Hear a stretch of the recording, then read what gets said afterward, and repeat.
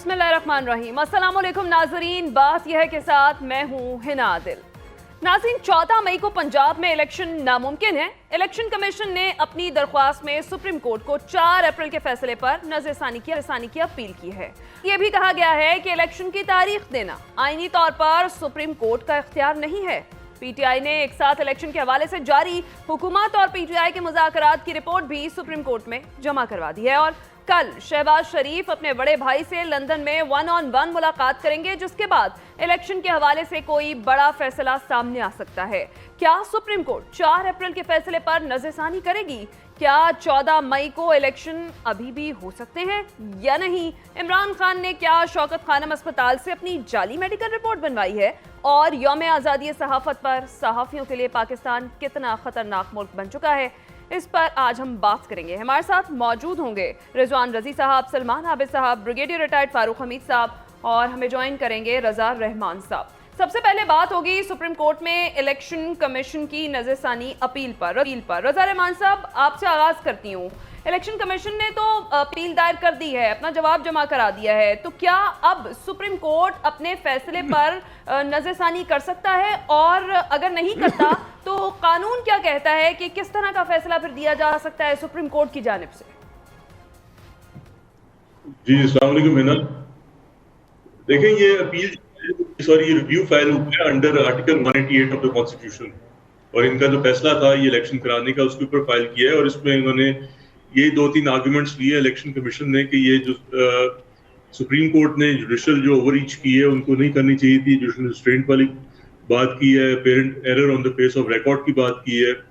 Basically سارا جو اس کا جو بیسس ہے اس ریویو پٹیشن کا وہ یہی ہے کہ یہ جو الیکشن کمیشن کے پاس پاور ہوتی ہے under section 57 and 58 of the elections act 2017 کے پریزیڈنٹ نے الیکشن کمیشن کے ساتھ کنسلٹ کر کے الیکشنز کی ڈیٹ دینی ہوتی ہے، وہ پریزیڈنٹ خود نہیں دے سکتے۔ تو یہ ساری جو بات یہی ہے اس فیصلے پہ ہے جو ان کا سپریم کورٹ کا آیا تھا کہ جو 14 مئی والی بات تھی، اور اس پہ پریزیڈنٹ نے کہا تھا، تو یہ سارا اس کو چیلنج کیا ہے۔ اب اس کو دیکھیں ہسٹوریکلی اسپیکنگ جو ریویو پٹیشنز ہوتی ہیں وہ شاید ناز و ناظر کوئی سکسیسفل ہوتی ہے، سو مجھے مشکل ہی لگ رہا ہے کہ یہ ریویو پٹیشن سکسیسفل ہوئے گی، حالانکہ اس میں گراؤنڈز بہت اچھے دیے گئے ہیں۔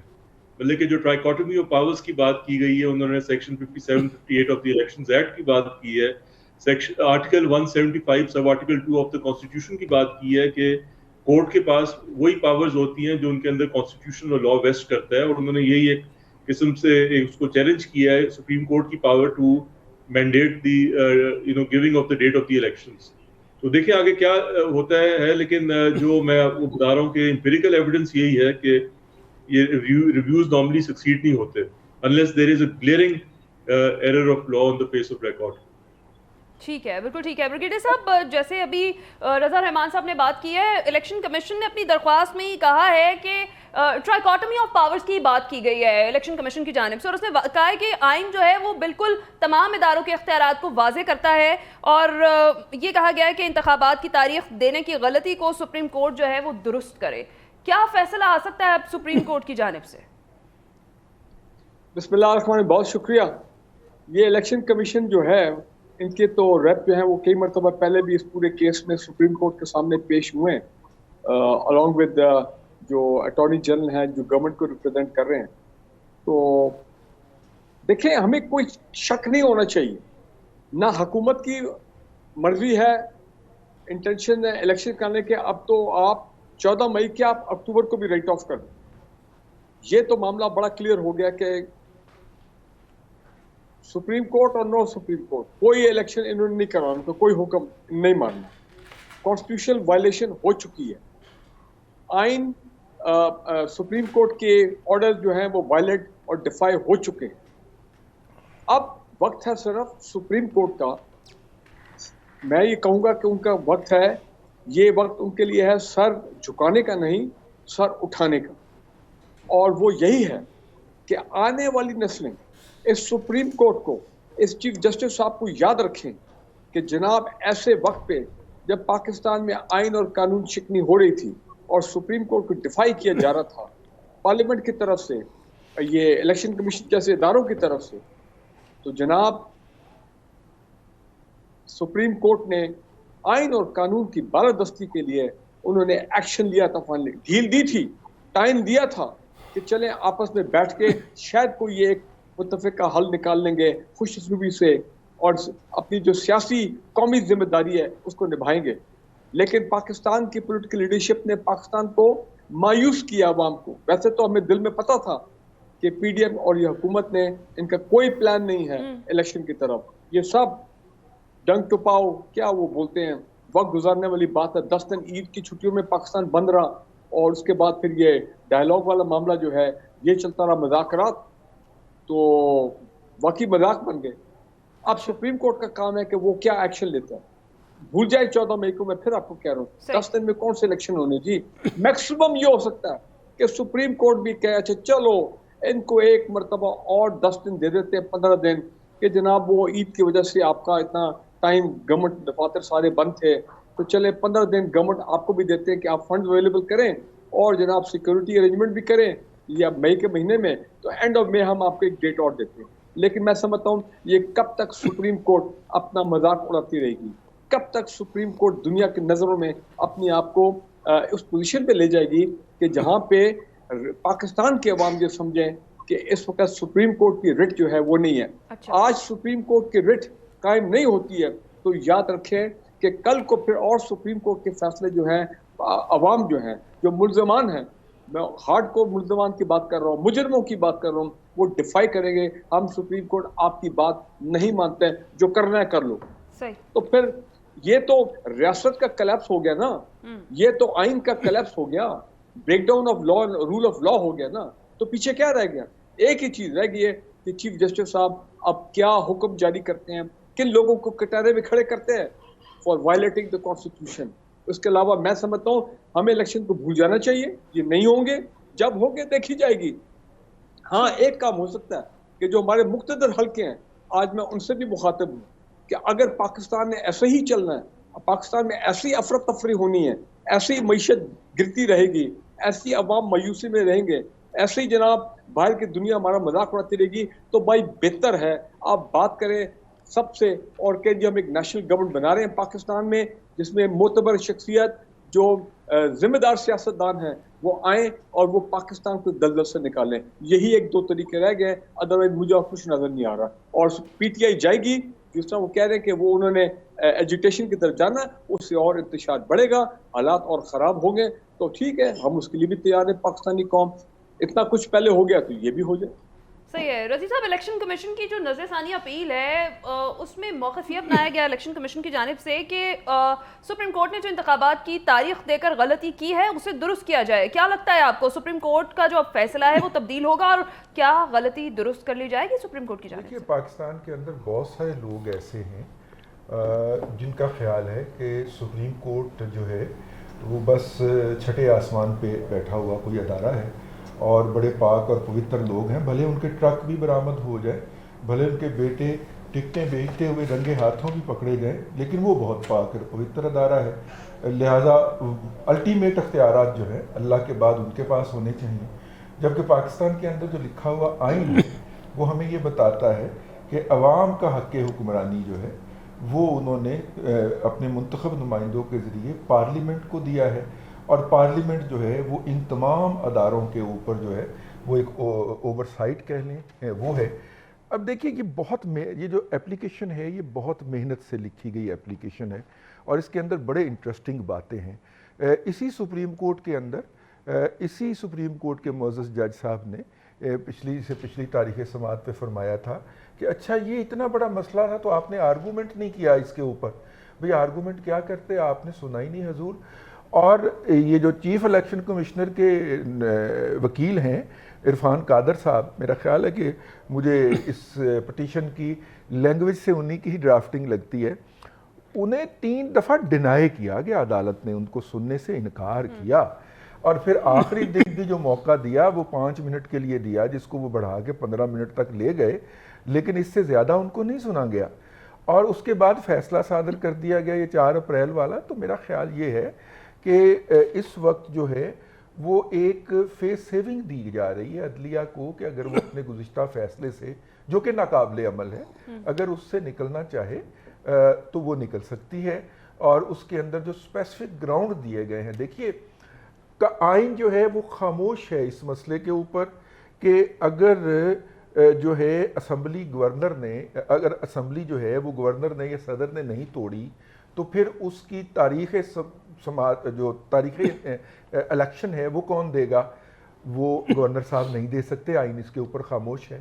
اب ہونا تو یہ چاہیے تھا کہ اس غلطی کو اٹھا کے اگر کوئی پارٹی بھی سپریم کورٹ کے پاس پہنچی تھی تو جو روایات آ رہی ہیں وہ یہی ہے کہ سپریم کورٹ ریفر کر دیا کرتی ہے پارلیمنٹ کو کہ جناب یہ قانون کے اندر ایک حکم ہے، آپ اس کے اوپر قانون سازی کر دیجئے۔ ہمیشہ سے یہ ہوتا ہے، افتخار چودھری بھی یہی کیا کرتے تھے۔ ماشاءاللہ موجودہ جو چیف جسٹس ہے وہ تو تمام حدود کراس کر گئے، اور انہوں نے وہ رائٹ پکڑ کے، جو کہ ان کا حق ہی نہیں تھا، وہ انہوں نے پکڑ کے صدر مملکت کو دے دیا کہ صدر مملکت اعلان کرے۔ وہ دوبارہ گیا ہے الیکشن کمیشنر، اس نے ہاتھ جوڑے ہیں، حضور یہ آپ کا حق نہیں تھا۔ اگر آپ کے پاس کوئی درخواست آ گئی تھی کہ جناب یہ الیکشن کی تاریخ اناؤنس نہیں ہو رہی اور آئین اس معاملے پہ خاموش ہے، تو آپ پارلیمنٹ کو ریفر کرتے، جو کہ عدلیہ کا کام ہے۔ عدلیہ کا کام قانون سازی، آئین سازی نہیں ہے، آئین کے اندر ترمیم نہیں ہے۔ لیکن کیا کریں، یہاں پہ تو 63A کے تحت 2 دفعہ آئین ری رائٹ کیا گیا، اور یہ میں نہیں کہہ رہا، معزز member of the supreme court کہہ رہے ہیں، جو سٹنگ ممبر ہے۔ شاید وہ میرے بعض کلیگ کی نظر کے اندر وہ اتنے قابل اعتماد نہ ہوں یا قابل احترام نہ ہوں، لیکن وہ بھی سپریم کورٹ کے اتنے ہی رسپیکٹیبل ممبر ہیں۔ انہوں نے کہا کہ یہ جو گاؤن کے اندر، یہ جو روب کے اندر پالیٹکس ہو رہی ہے، یہ اس ادارے کو تباہ کر دے گی۔ لکھی ہوئی ہے یہ ججمنٹ۔ میرا مطلب ہے کہ جو دوسری آوازیں اٹھ رہی ہیں، خاص طور پہ 8 رکنی بینچ کے اندر سے یہ آوازیں اٹھ رہی ہیں کہ بھائی جان آپ کے تو 4 ماہ رہ گئے ہیں، آپ ہمارا کیریئر کیوں داؤ پہ لگا رہے ہیں؟ یہ 8 رکنی بینچ کے اندر سے بھی آوازیں ہیں۔ میرا یہ خیال ہے، میں یہ سمجھتا ہوں ایمانداری سے، کہ یہ ایک بہترین فیس سیونگ دی گئی ہے کہ عدلیہ اپنے گزشتہ فیصلے کے اوپر نظر ثانی کرے اور اپنے آپ کو اس بند گلی سے نکالے جہاں پہ وہ ایسا فیصلہ دے بیٹھے جو ناقابل عمل ہے۔ لیکن میں رحمان صاحب کی اس بات سے 100% ایگری کرتا ہوں کہ نارملی جو ریویو جایا کرتے ہیں ان کی کامیابی کے امکانات جو ہیں وہ 0.0001% ہی ہوا کرتے ہیں، زیادہ تر وہ پچھلا فیصلہ اپ ہولڈ کیا جاتا ہے۔ صحیح ہے۔ سلمان عامر صاحب، آپ کو بھی لگتا ہے کہ سپریم کورٹ کو فیس سیونگ دی جا رہی ہے؟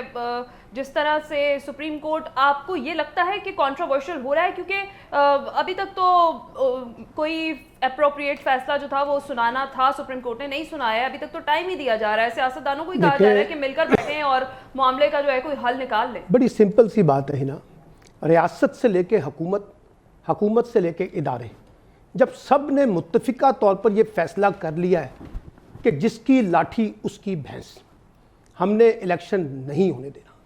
ابھی رضوان رضی صاحب نے کانسٹیٹیوشن کی بات کی ہے، پتہ نہیں کون سے کانسٹیٹیوشن میں یہ لکھا ہوا ہے کہ اگر اسمبلی تحلیل ہوتی ہے، وزیر اعلیٰ یا وزیر اعظم اسمبلی تحلیل کرتے ہیں تو اس کے اندر لکھا ہوا ہے نا 90 ڈیز کے اندر الیکشن کرانے ہیں۔ کہاں نہیں لکھا ہوا اس میں 90 ڈیز کے اندر الیکشن نہیں کرانے؟ کہاں لکھا ہوا ہے کہ جناب گورنر جو ہے وہ اس کی ایڈوائس جو ہے چاہیے؟ ابھی یہ جو چیف الیکشن کمشنر ہیں، پتہ نہیں ان کو کون سمجھائے گا قانون کیا ہوتا ہے۔ بھائی آپ نے سپریم کورٹ کے حکم پہ صدر مملکت کو مشاورت کے بعد ایک خط لکھا اور کہا کہ 30 اپریل سے لے کے 8 مئی تک انتخابات کی تاریخ دے دیں۔ صدر مملکت نے 30 اپریل کی ڈیٹ دے دی۔ آپ نے اس وقت کیوں نہیں اسٹانس لیا کہ میں یہ غیر قانونی کام نہیں کروں گا، یہ میرا کام نہیں ہے، عدالت کیوں مجھے ڈکٹیٹ کر رہی ہے؟ اب جب آپ نے وہاں پر آ کے عدالت میں تحریری بیان دیا، ہم تو الیکشن کرانے کے لیے تیار ہیں 14 مئی کو، ہمارے پاس تو صرف پیسے نہیں ہیں، تو اب تو انہوں نے کہا ہم آپ کے لیے پیسوں کا بندوبست کر دیتے ہیں، جہاں سے بحث شروع ہوئی۔ اب کہا جا رہا ہے کہ جی ایک صوبے میں الیکشن ہوگا تو بڑا مسئلہ پیدا ہو جائے گا۔ یہ آپ کا مسئلہ ہے ہی نہیں، یہ حکومت جانے۔ آپ کا کام تو جس صوبے کے اندر اسمبلی ٹوٹی ہے اس کے 90 ڈیز کے اندر الیکشن کو انشور کرنا تھا۔ آپ نے ڈیٹ دینے سے انکار کر دیا، گورنر نے ڈیٹ دینے سے انکار کر دیا۔ سوال یہ ہے کہ پھر ڈیٹ کس نے دینی ہے؟ آپ نے یہ لکھا آج خط میں کہ جناب الیکشن کی ڈیٹ دینا کا آپ کو اختیار نہیں ہے، تو آپ کو تو اختیار تھا نا چیف الیکشن کمشنر صاحب، آپ نے کیوں نہیں دی ڈیٹ؟ کیوں آپ نے حکومت کا بغل بچہ بن کے جو ہے وہ سارا کھیل کھیلا ہے جس کا ڈرامہ آج اس لیٹر کے اندر بھی ریفلیکٹ ہو رہا ہے؟ یہ عجیب تماشا ہم نے بنا دیا پاکستان کو، ایک مہم جوئی کے اوپر لگا دیا ہے، ایڈونچر کے اوپر لگا دیا ہے کہ الیکشن نہیں کرانا، اور کون کس کو فیس سیونگ دے رہا ہے؟ یہ فیس سیونگ دینے کے لیے پہلے مذاکرات کا ڈرامہ رچایا گیا، اب لندن یاترا کی جا رہی ہے، بڑے بھائی سے پوچھنا ہے پاکستان کے معاملات کو پاکستان میں بیٹھ کے تھوڑی طے ہوں گے, وہ تو لندن میں بیٹھ کے طے ہوں گے بڑے بھائی کی آشیرواد سے. اور میں نے آپ کو کہا تھا اسی پروگرام کے اندر, نواز شریف, مریم نواز اور فضل الرحمان رکاوٹ ہے مذاکرات کے پروسیس کے اندر, وہی نتیجہ نکل رہا ہے. آپ نہ کرائیں الیکشن. وہ جو بھی بریگیڈیئر فاروق حمید صاحب نے کہا ہے, گیند تو سپریم کورٹ میں پڑی ہے, اور دیکھتے ہیں کتنی فیس سیونگ سپریم کورٹ اس کو لیتی ہے.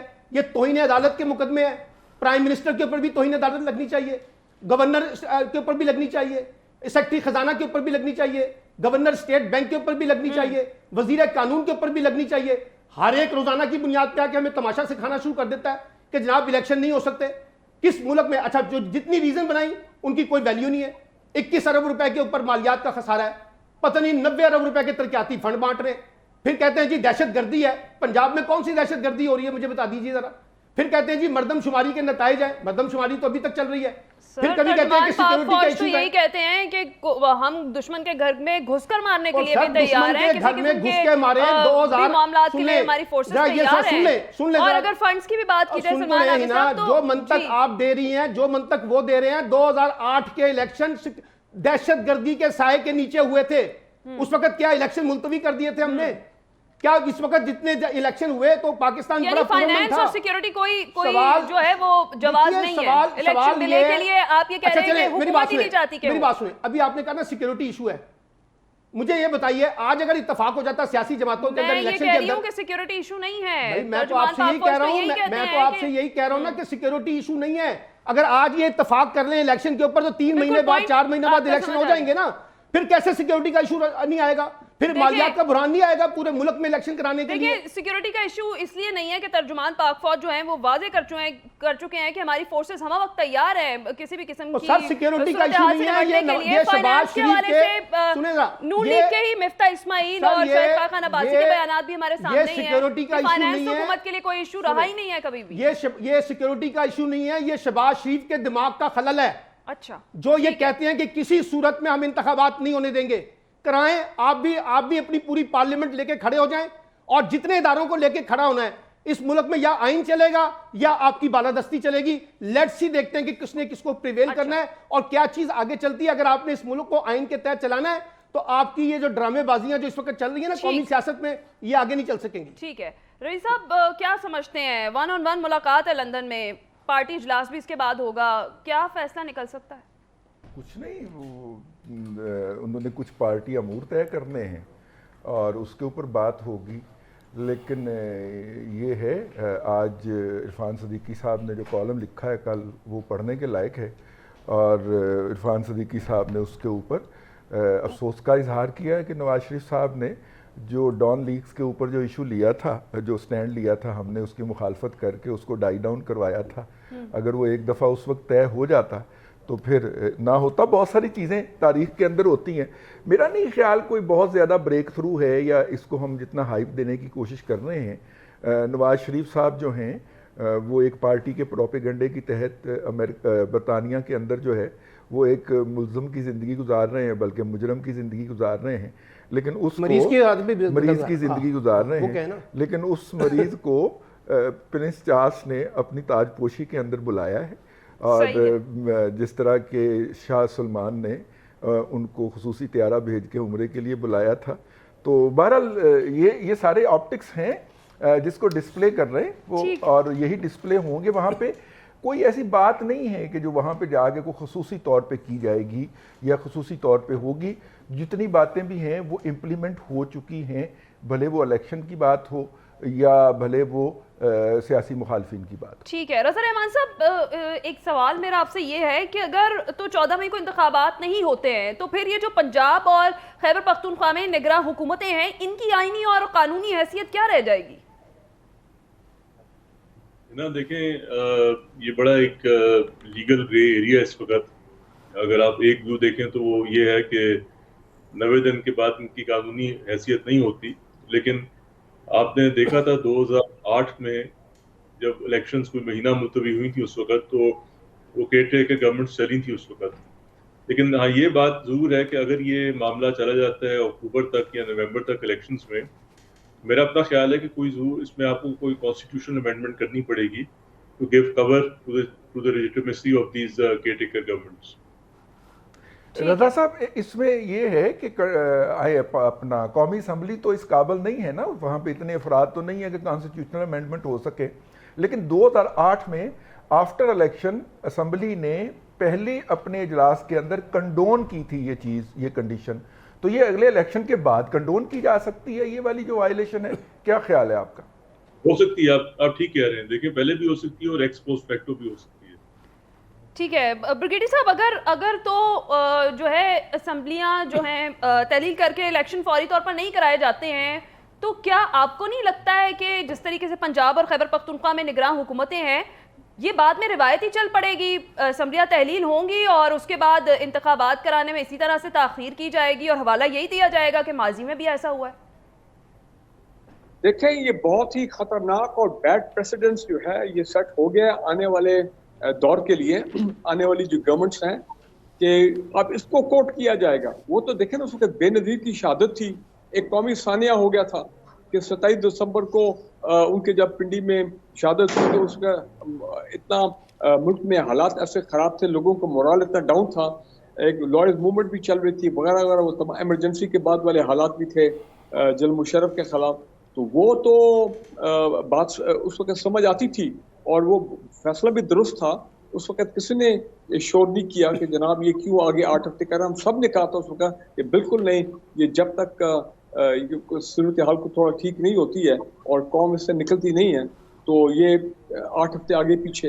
लेकिन याद रखें कि उस वक्त तो जनरल मुशर्रफ का दौर था, आइन की पता नहीं क्या उस वक्त हालत थी, क्या सूरत हाल था, लेकिन अब तो एक जमहूरी दौर है, डेमोक्रेटिक गवर्नमेंट है। पिछले 2008 के बाद पॉलिटिकल पार्टी जो हैं, डेमोक्रेटिक रूल है पाकिस्तान में, इस दौर में आके ये इस किस्म के प्रेसिडेंशियल सेट करना ये तो अनइमेजिनेबल है। और मैं कहता हूँ ये पाकिस्तान के आइन के साथ ये, अब मैं क्या लफ्ज़ इस्तेमाल करूँ, ये तो बहुत इतनी सीरियस आइन शिकनी हुई है। अगर मिलिट्री रूलर्स ठीक है उनके दौर में आइन शिकनी हो, लेकिन वो मिलिट्री रूलर थे भाई, अब वो दौर खत्म हो गया। क्या अब हम ये देख रहे हैं कि जो हमारी सिविलियन लीडरशिप है, पॉलिटिकल लीडरशिप, अब वो भी आइन शिकनी जो है वो भी करेगी, उन पे तो बड़ी ज्यादा जिम्मेदारी होती है। तो ये अब नहीं, देखें नुकसान हो गया है, आइन शिकनी हो गई है, रूल ऑफ लॉ और आइन जो है वो वायलेट हो चुके हैं, सुप्रीम कोर्ट के ऑर्डर वायलेट हो चुके हैं, इदारे आपस में टकरा चुके हैं। अब ये कैसे ये मलबा उठेगा, साफ किया जाएगा, बिल्कुल देखना यही है कि हालात किस तरीके से बेहतरी की जानिब जाएंगे। ब्रेक का वक्त है ब्रिगेडियर साहब, ब्रेक पर जाएंगे, ब्रेक के बाद वापस आएंगे, बात करेंगे। इमरान खान को इस्लामाबाद हाई कोर्ट ने 1 दिन की मोहलत दी है और अगर इमरान खान कल पेश ना हुए तो जमानत मंसूख कर देंगे। चीफ जस्टिस आमिर फारूक ने रिमार्क्स दिए, इसके साथ साथ इमरान खान पर मुखालफी की है, इस पर हम बात करेंगे इस ब्रेक के बाद।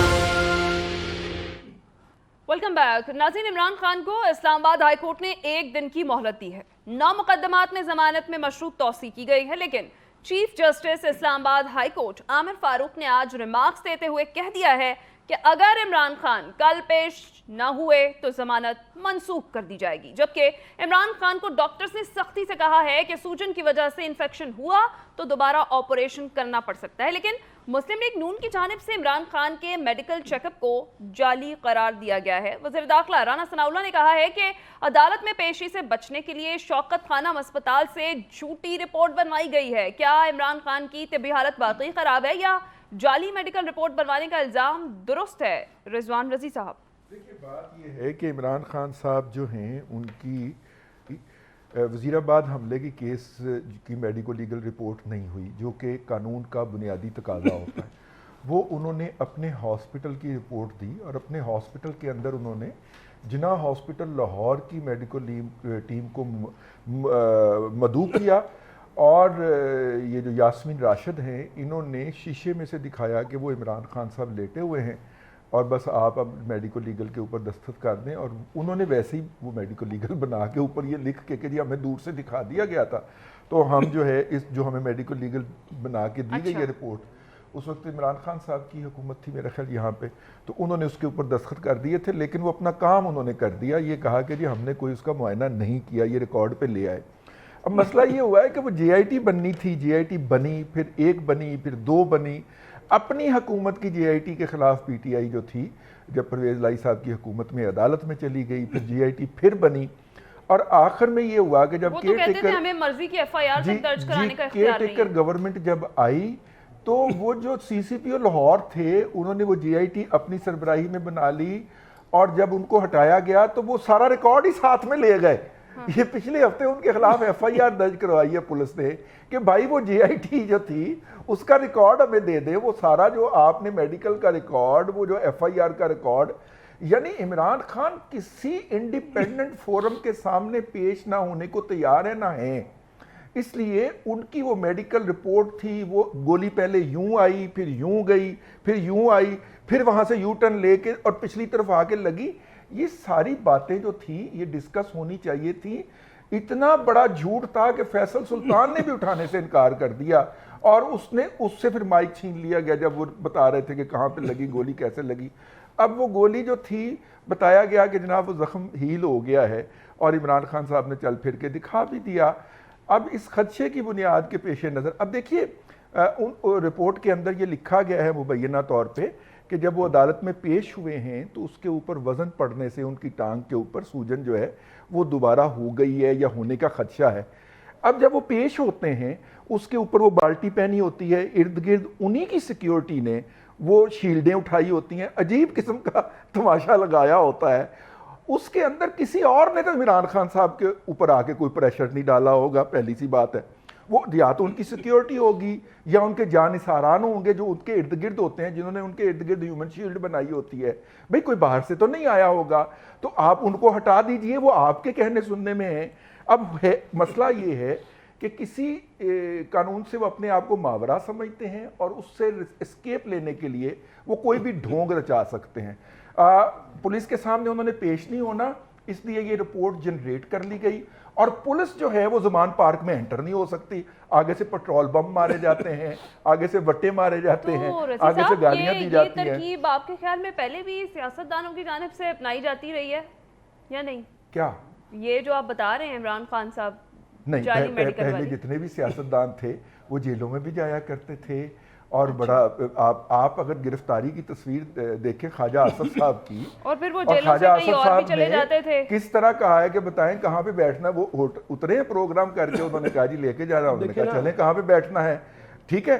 تو میرا مطلب ہے سیاستدان ایسے تو نہیں کرتے نا، لیکن بہرحال عمران خان صاحب کے مبدوحین جو کہتے ہیں کہ وہ سیاستدان نہیں ہیں، اس لیے انہیں سیاستدان کے پیرامیٹر پہ نہ ماپا جائے۔ سلمان عابد، یہ جو تنقید کی گئی ہے رانا ثناء اللہ کی جانب سے جائز ہے؟ میں آپ کی بات، عدالت چاہے ان کی ضمانت کینسل کر دے، اس کے پاس رائٹ ہے، عمران خان کو گرفتار کر لے، ان کے پاس رائٹ ہے، سب کچھ کر لے، لیکن یہ جو ماشاءاللہ ایک 8 ہفتے دوائی لینے ایک شخص گیا تھا پاکستان، اور اس کی جو جعلی رپورٹوں کا کاروبار ہوا تھا سارا کا سارا، اور آپ کو پتا ماشاءاللہ ویل چیئر کے اوپر ایک مریض بن کر کہ پتہ نہیں ابھی زندگی کے اگلا دن بھی ملنا یا نہیں ملنا، جیسے لندن ایئرپورٹ سے اترا تو جناب ویل چیئر بھی غائب اور ہٹا کٹا، اور اس کے بعد مریم نواز صاحبہ نے انہوں نے یہ الزام بھی لگایا تھا کہ یار میری بات سنیں، آپ بیچ میں انٹرویو کریں گی تو غلط ہو جاتا ہے نا۔ ایک بندہ جو ہے لندن ایئرپورٹ سے اترتا ہے اور آج تک کسی اسپتال میں داخل نہیں ہوتا، یہ بھی ریکارڈ کا حصہ ہے نا۔ ابھی رضوان عزیز صاحب نے کہا کہ سیاستدان تو سنیں نا، رضوان عزیز سیاستدان تو ایسے کرتے نہیں نا، اب پتہ نہیں ان کے نزدیک نواز شریف صاحب سیاستدان ہے یا نہیں ہے، کیونکہ وہ تو گئے ہیں نا یہاں سے جھوٹ بول کے، اور ایفیڈیوٹ بھی جمع کرایا شہباز شریف صاحب نے کہ 8 ہفتے میں آ جائیں گے، پھر نہیں آئے نا وہ۔ بات یہ ہے کہ عمران خان تو یہاں بیٹھا ہوا ہے نا، عدالت کو کس نے روکا ہے کہ بھائی اس کی ضمانت کینسل نہ کریں، گرفتار نہ کریں، کر لیں آپ۔ اب یہ مجھے پہلی دفعہ پتہ چلا ہے کہ پیر میں سوجن آتی ہے تو اس کا تعلق جو ہے وہ گردن کے اندر جو آپ لگاتے ہیں نا اس کے ساتھ ہوتا ہے، اور بھائی پیر کی سوجن ایک ڈیفرنٹ چیز ہے، اب یہاں پہ ہم ڈاکٹر بھی بن جاتے ہیں۔ اچھا اگر آپ کو ان کی میڈیکل رپورٹ پہ اعتبار نہیں ہے، چھوڑیں میڈیکل رپورٹ کو، آپ عدالت حکم دے دے کہ صبح جناب جا کے کسی گردن پہ کیا لگاتے ہیں، سر میں چھوڑیں جو بھی لگاتے ہیں، اب سنیں بیچ میں نہ بولیں، سر بیچ میں نہ بولیں نا۔ اب آپ یہ کریں کہ حکومت عدالت جو ہے کل صبح ان کو نوٹس جاری کرے اور آرڈر جاری کرے کہ ان کا جو ہے سرکاری اسپتال کے اندر ٹیسٹ کروائیں، کریں نا، نہیں عدالت کرے، میں تو آپ کو نہیں کہہ رہا، بھائی میں آپ سے تو نہیں کہہ رہا، میں تو اپنا مطالبہ کر رہا ہوں کہ ان کو کہہ دے تاکہ دودھ کا دودھ پانی کا پانی ہو جائے۔ اب سوال یہ ہے کہ ہم بھول جاتے ہیں نا، یہ آصف علی زرداری صاحب ویل چیئر پہ بیٹھ کے آتے تھے عدالتوں کے اندر، پھر اس کے بعد جب سے اقتدار میں آئے ویل چیئر غائب ہو گئی۔ شہباز شریف صاحب وہ پاکستان کے تاریخی مریض ہیں جن کے اقتدار کے بعد آج تک کمر میں درد نہیں ہوا، ورنہ ہر اسمبلی کے سیشن میں کہ جناب مسئلہ کیا ہے, کمر میں درد ہے, نیب کی عدالت میں کیوں نہیں آ سکتے, کمر میں درد ہے, فلاں کیا مسئلہ ہے, کمر میں درد ہے. اب وہ کمر میں درد نہیں ہے نا. اب دیکھیے نا کتنے چاکو چوبند ماشاءاللہ کتنے پھرتیلے طریقے سے ہر جگہ جاتے ہیں, ٹھیک ہے. اب زرداری صاحب اب ویل چیئر استعمال کرتے ہوئے آپ کو کہیں نظر آتے ہیں؟ بڑی شوق سے جاتے ہیں ماشاءاللہ پارلیمنٹ کے اندر. اب ویل چیئر کی بھی ضرورت نہیں ہے. وہ خورشید شاہ صاحب ہوتے تھے, ان کو بھی ویل چیئر کی ضرورت ہوتی تھی, پھر بعد میں ان کو بھی ویل چیئر کی ضرورت نہ پڑی. یہ پاکستان کے ہاں لوگوں نے جس طریقے سے اپنے معاملات کو پیش کیا وہ بھی ہمارے ریکارڈ کا حصہ ہے. جب آپ اقتدار سے باہر ہو تو بیمار ہو جائیں, جب آپ اقتدار میں آ جائیں تو صحت مند ہٹے کٹے بن کر جو ہے اقتدار کے مزے لوٹیں, پھر وہاں تو کوئی مسئلہ نہیں ہوتا. اور نواز شریف کا کیس تو آپ کے سامنے ہے نا, جو آپ نے کہا, جس طرح سے کہا, جس طرح سے رپورٹیں درج کروائیں. اسلام آباد کے ایک جج نے کہا کہ جناب ان کی ضمانت دیں, کیا ایک دن کے بعد یہ زندہ رہ سکیں گے یا نہیں رہ سکیں گے, یہ بھی اس عدالت نے کہا نا. تو اس لیے میں یہ کہتا ہوں آپ مذاق اڑائیں چاہے کلثوم نواز کی بیماری کا, چاہے مریم نواز کی بیماری کا, چاہے آپ جو ہے نواز شریف کی بیماری کا, چاہے آپ جو ہے عمران خان کی.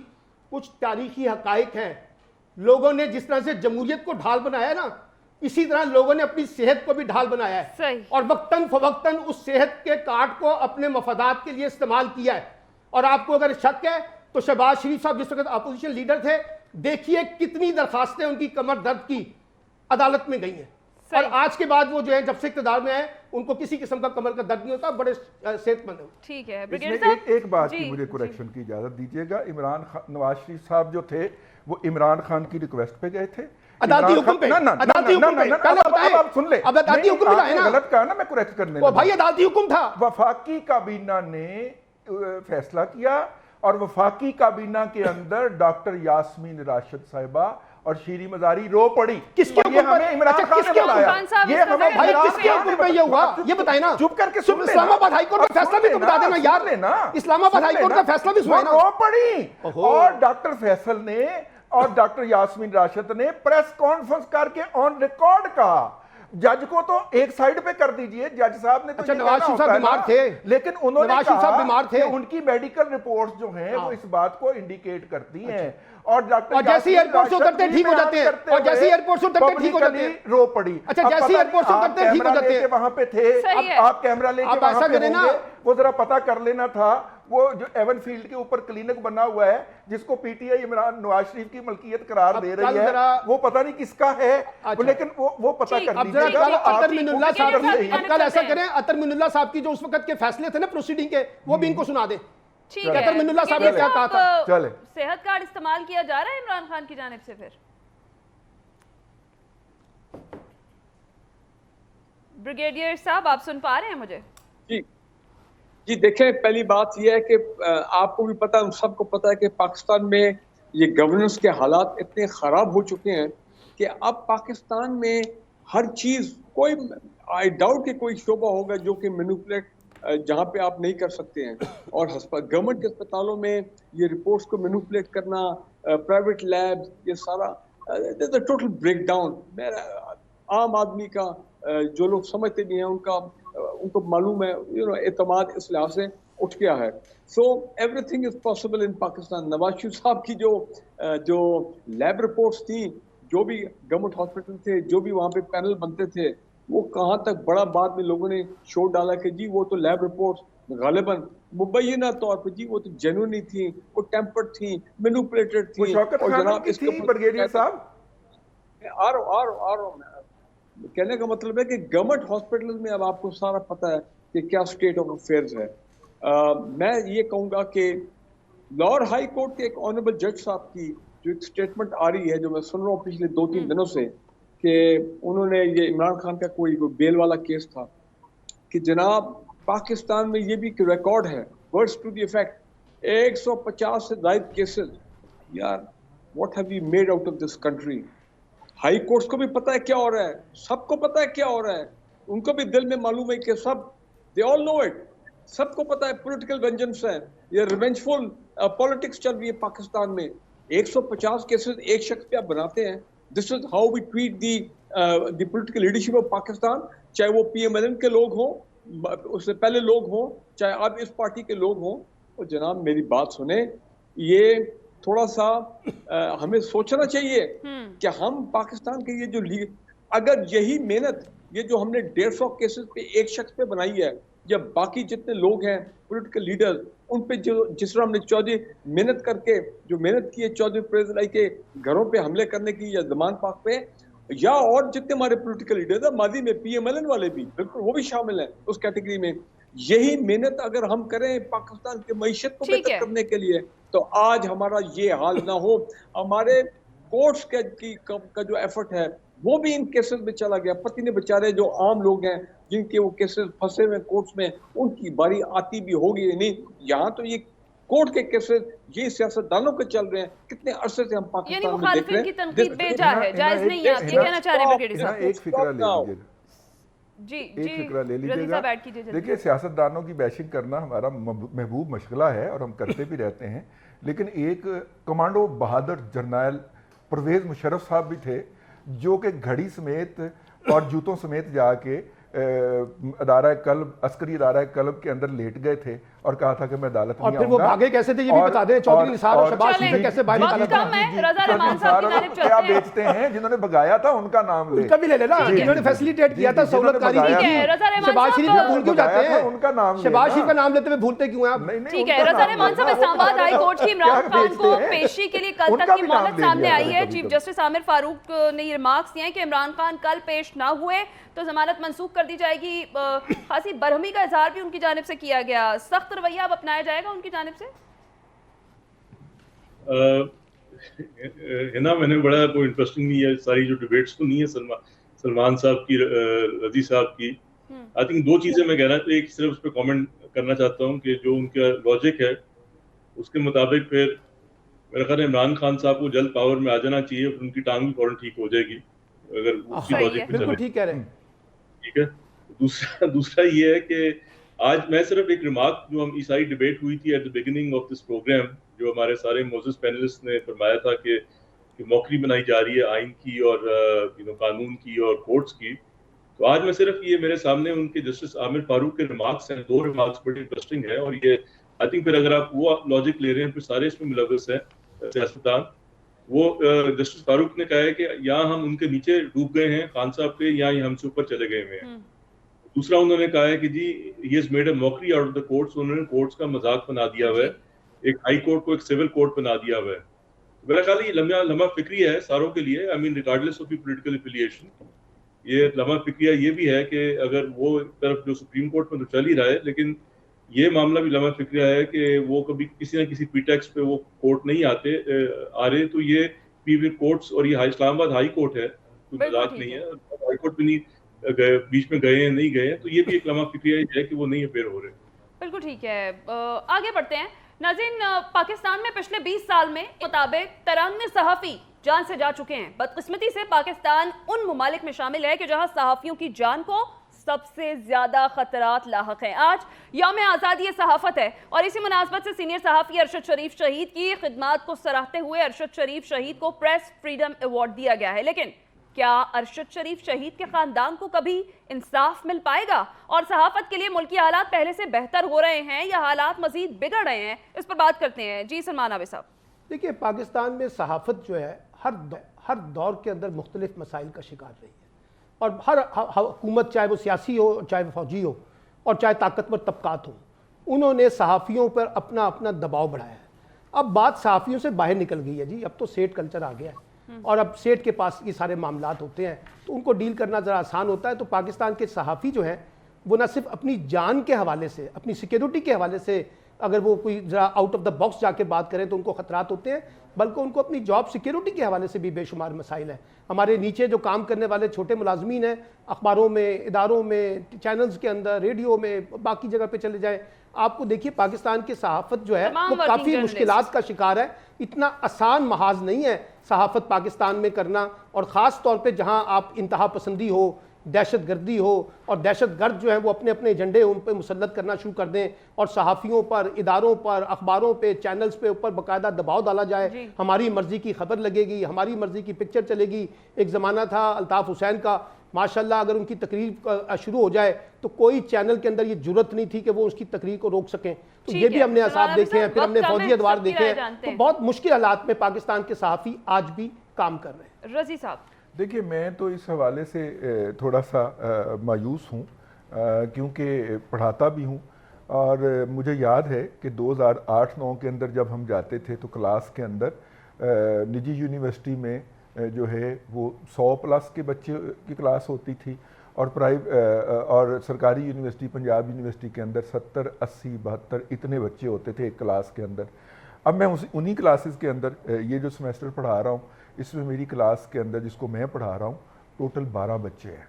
तो आप इससे अंदाज़ा कर लीजिए वो जो 120 से 12 पे आ गया है, तो वो बच्चों ने भी देखा है कि सहाफ़त के अंदर क्या क्या मुश्किलात हैं, वो अपने कैरियर दूसरे शोबों में बना रहे हैं। देखिए बात ये है कि पाकिस्तान के अंदर आज़ादी सहाफ़त सेठ की आज़ादी का नाम है, सहाफ़ी की आज़ादी का नाम नहीं है। वो फ़ौजी हुकूमत हो, वो सियासी हुकूमत हो, सहाफ़ी के औकाते कार जो हैं वो हमेशा मुश्किल रहे हैं, उसके ऊपर ऐसे ही जुल्म गुजरे हैं, उसका रोजगार ऐसे ही। अरशद शरीफ शहीद को इंसाफ मिलेगा? इसका है वो पहले किसको मिला? देखिए शौकत अजीज सिद्दीकी साहब लगे तो हुए हैं, लेकिन पहले बताइए जो इतने लोग जो हैं वो मुख्तलिफ जगहों पे पूरे पाकिस्तान के अंदर, और पाकिस्तान सहाफ़ियों के लिए खतरनाक तरीन ममालिक के अंदर शामिल है, उनको कहाँ इंसाफ मिल जाता है। और मजे की बात ये है कि कोई भी गवर्नमेंट हो, सहाफ़ी के साथ जो जुल्म होता है उसके अंदर उसका रवैया प्रो जर्नलिस्ट नहीं होता। ब्रिगेडियर रिटायर्ड फारूक हमीद साहब, देखिए जी, मैं कुछ अब ऐसे सहाफ़ियों को भी जानता हूं जो कि अब पाकिस्तान छोड़ के चले गए हैं। मैं उनकी बात नहीं कर रहा हूं जिनके बारे में हम सबको मालूम है, जो कि इन एबनॉर्मल हालात की वजह से पाकिस्तान छोड़ने पर मजबूर हैं। मैं उनकी बात कर रहा हूं जो माइग्रेट कर गए, जो पाकिस्तान छोड़ के चले गए कि ये कोई जगह नहीं है जहाँ पे आप सहाफ़त कर सकते हैं। फैमिलीज जो हैं वो भी छोड़ के चली गई हैं। आप सहाफ़ियों की बात करें, आप सिंध के जो सहाफ़ी रिपोर्टर हैं, कभी हमने उनके बारे में बात की है कि हर दूसरे हफ्ते खबर आती है कि जब वो वहाँ पे रिपोर्टिंग करते हैं, सख्त रिपोर्टिंग करते हैं, तो कैसे वहाँ पे जो कल्चर है इंटीरियर सिंध में, कैसे वो उनकी एकदम जो अमवात का पता लग जाता है। कोई बात नहीं याद है हमें। रज़ा रहमान साहब से भी बात कर लेते हैं। ब्रिगेडियर साहब, रज़ा रहमान साहब, आपको क्या लगता है अरशद शरीफ शहीद के खानदान को इंसाफ मिल पाएगा? मुझे जी मुश्किल लगता है। सहाफ़त को हम फोर्थ स्टेट कहते हैं because it acts as a conscious of the society, और ये बात बिल्कुल ठीक है कि जो सहाफ़त है वो एक पाकिस्तान की सिर्फ नहीं बल्कि दुनिया के कई ममालिक में एक बहुत वल्नरेबल प्रोफेशन है। सहाफ़ी को ख़राज तहसीन पेश करता हूं। बिल्कुल ठीक है, बिल्कुल ठीक है। आप तमाम पैनलिस्ट का बहुत शुक्रिया। नाज़रीन, आज के प्रोग्राम से इतना ही। अपना ख्याल फीडबैक दीजिएगा। अल्लाह हाफ़िज़।